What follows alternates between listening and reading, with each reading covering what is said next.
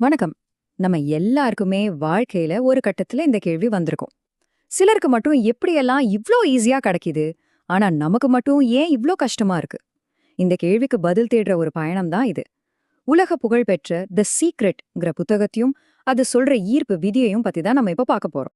இதுதானே நம்ம எல்லாரோட மனசுலயும் இருக்கிற கேள்வி. பார்த்திருப்பீங்க, சில பேர் தொட்டதெல்லாம் பொன்னாகும். நல்ல வேலை, சூப்பரான உறவுகள், பணம்னு எல்லாமே உங்களை தேடி வரும். ஆனா நம்மள மாதிரி பல பேர் எவ்வளவுதான் முயற்சி செஞ்சாலும் சின்ன சின்ன தடங்கல்கள் வந்துகிட்டே இருக்கும். இது ஏன் இப்படி நடக்குது? இதுக்கு ஒரு தெளிவான பதில் இருக்குன்னு தி சீக்ரெட் புத்தகம் சொல்லுது. அது என்னன்னு பாப்போமா? சரி, வாங்க விஷயத்துக்குள்ள போலாம்.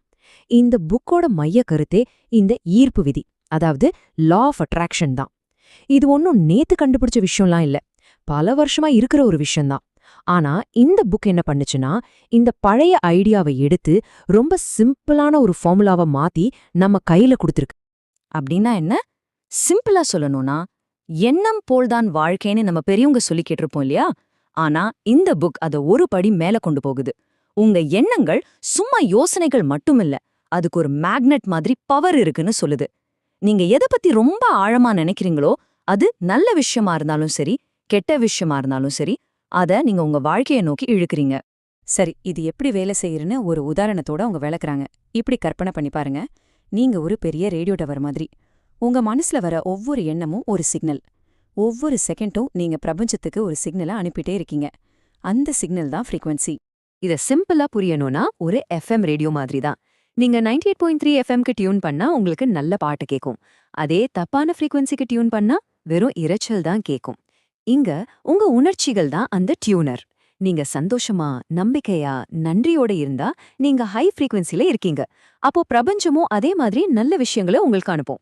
ஆனா நீங்க கோவம், பயம், விரக்தியில இருந்தா உங்க ஃப்ரீக்வன்சி லோ ஆயிடும். அப்போ அதே மாதிரி நெகட்டிவ் விஷயங்களை தான் ஈர்ப்பீங்க. ஒத்தது ஒத்ததை ஈர்க்கும். இதுதான் பேசிக் ரூல். சரி, தியரி எல்லாம் ஓகே. இத நம்ம வாழ்க்கையில எப்படி யூஸ் பண்றது? அதுக்கு ஒரு 3 ஸ்டெப் ஃபார்முலா இருக்குன்னு இந்த புக் சொல்லுது. அது என்னன்னு பார்க்கலாம். இந்த ஃபார்முலாவை பார்க்கறதுக்கு முன்னாடி, இந்த புக்கு பிரபஞ்சத்தை எப்படி பார்க்க சொல்லுது தெரியுமா? அலாவுதீன் கதையில வர பூதம் மாதிரி. நீங்க என்ன கேட்டாலும் அந்த பூதம் உங்கள் விருப்பமே என் கட்டளைன்னு சொல்லும் இல்லையா? அதே மாதிரி தான் பிரபஞ்சமும்னு சொல்றாங்க. மொத ஸ்டெப் கேளுங்க. ஒரு ரெஸ்டாரண்ட்ல மெனு கார்டை பார்த்து கரெக்டா ஆர்டர் பண்ற மாதிரி உங்களுக்கு என்ன வேணும்னு தெளிவா கேட்கணும். 2வது ஸ்டெப், நம்புங்க. இதுதான் இருக்கிறதுலே ரொம்ப கஷ்டமான பார்ட். நீங்க கேட்டது கண்டிப்பா கிடைக்கணும்னு இல்ல, அது ஏற்கனவே கிடைச்சிடுச்சேன்னு முழுசா நம்பணும். 3வது ஸ்டெப், பெறுங்கள். அது கிடைச்சா நீங்க எவ்வளோ சந்தோஷமா, நன்றியோட இருப்பீங்களோ அந்த ஃபீலிங்க இப்பவே உங்க மனசுக்குள்ள கொண்டு வரணும். இதெல்லாம் கேட்க நல்லா இருக்கு. ஆனா நிஜத்துல இது ஒர்க் அவுட் ஆகுமா? அதுக்கு தான் இந்த புக்ல நிறைய நிஜ வாழ்க்கை கதைகளை சொல்றாங்க. பணம், உறவுகள், ஆரோக்கியம்னு எல்லாத்துலயும் இது எப்படி வேலை செஞ்சிருக்குன்னு சில உதாரணங்களை பார்க்கலாம். Chicken soup for the soul book மூலமா ரொம்ப பிரபலமான ஜாக் கேன்ஃபீல்டோட கதை இது. ஆனா இங்க ஒரு முக்கியமான கேள்வி வருது. உண்மையிலேயே அந்த நோட்டை பார்த்ததால தான் அவருக்கு பணம் வந்ததா, இல்ல அந்த நோட்டை தினமும் அவரோட இலக்கை ஞாபகப்படுத்தி அவரை இன்னும் அதிகமா ஒழிக்க வச்சுதா? இந்த புக் படி அது நேரடி ஈர்ப்பு தான். சரி, அடுத்த ரிலேஷன்ஷிப். இங்க ரூல் ரொம்ப சிம்பிள். முதல்ல நீங்க உங்களை விரும்பணும். மத்தவங்க நம்ம கிட்ட அன்பா, மரியாதையா இருக்கணும்னு நாம எதிர்பார்க்கறோம் இல்லையா? அதுக்கு முதல்ல நாம நம்ம கிட்ட அன்பாவும் மரியாதையாவும் இருக்கணும். நீங்க உங்கள முழுசா ஏத்துக்கிட்டு சந்தோஷமா இருந்தீங்கன்னா, உங்கள மாதிரியே நல்ல மனிதர்களை நீங்க ஈர்ப்பீங்கன்னு இந்த புக் சொல்லுது. இது ஒரு இன்ட்ரெஸ்டிங்கான கதை. ஒரு பெண்மணிக்கு நல்ல துணைவர் வேணும்னு ஆசை. அவங்க என்ன பண்ணாங்கன்னா, அவங்க வீட்டு கார் பார்க்கிங்ல 2 கார் நிறுத்துறதுக்கு இடம் இருந்திருக்கு. ஆனா அவங்க ஒரு கார் தான் வச்சிருந்தாங்க. அந்த காரை நடுவுல நிறுத்தாம ஒரு ஓரமா நிறுத்தி இன்னொரு காருக்கு இடம் விட்டாங்க. அதாவது, நான் என் வாழ்க்கையில ஒருத்தருக்கு இடம் கொடுக்க ரெடின்னு பிரபஞ்சத்துக்கு சிக்னல் அனுப்புற மாதிரி. சில மாசத்திலேயே அவங்களுக்கு ஒரு நல்ல துணைவர் கிடைச்சாங்கன்னு சொல்லப்படுது. இதுதான் இந்த புக்ல இருக்கிற ரொம்ப பவர்ஃபுல்லான, ஆனா அதே சமயம் ரொம்ப சர்ச்சையான ஒரு விஷயம். கேத்தி குட்மேனுங்கிற பெண்மணி தனக்கிருந்த மார்பக புற்றுநோய கீமோதெரபி மாதிரி எந்த மருத்துவ சிகிச்சையும் இல்லாம வெறும் மனசளவுல, அதாவது சிரிப்பு, நன்றி, நல்ல கற்பனைகள் மூலமா 3 மாசத்துல குணப்படுத்திக்கிட்டதா இந்த புக் சொல்லுது. இத கேட்ட உடனே நம்ம எல்லாருக்கும் ஒரு பயம் வரும் இல்லையா? இது ரொம்ப ஆபத்தான விஷயம் மாதிரி தெரியுது. இத நம்பி யாராவது அப்போ டாக்டர் கிட்ட போக வேணாமான்னு நினைச்சு மருத்துவ சிகிச்சைய நிறுத்திட்டா என்ன ஆகும்?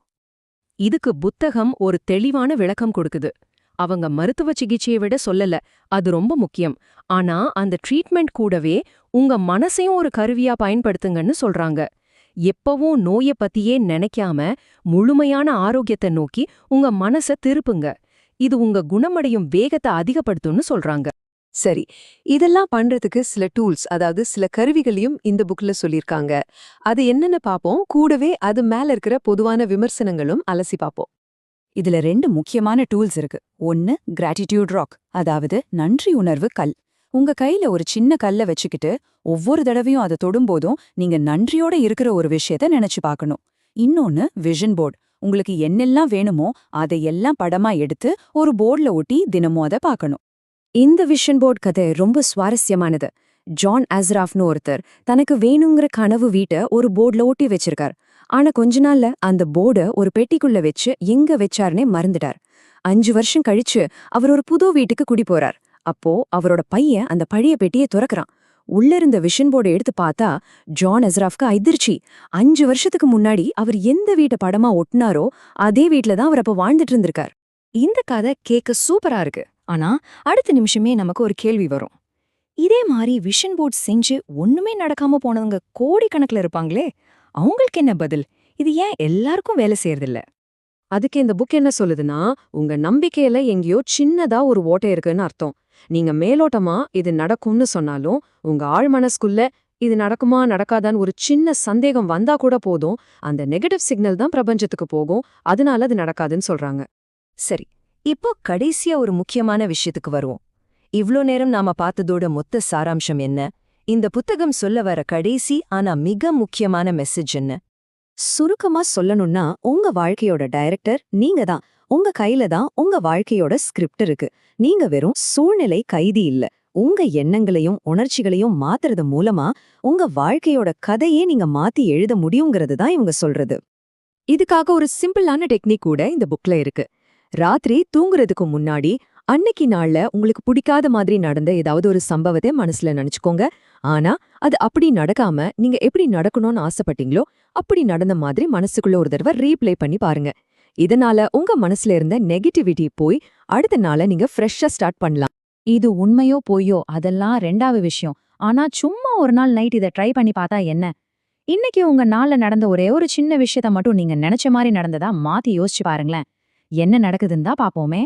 இந்த கேள்வியோட இந்த ஆய்வை இங்க முடிச்சுக்கலாம்.